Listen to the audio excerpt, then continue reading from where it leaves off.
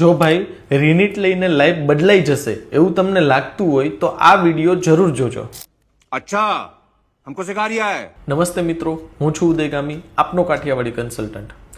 દર વર્ષે લગભગ બી ગ્રુપના 500થી વધુ સ્ટુડન્ટનું હું પર્સનલી કાઉન્સિલિંગ કરું છું અને આ કાઉન્સિલિંગ દરમિયાન મને એક કોમન પેટર્ન જોવા મળેલી છે કે જેટલા પણ સ્ટુડન્ટ રીનીટ કરે છે એમાંથી 90% સ્ટુડન્ટના માર્કમાં કોઈ મોટો ફેરફાર જોવા મળેલ નથી.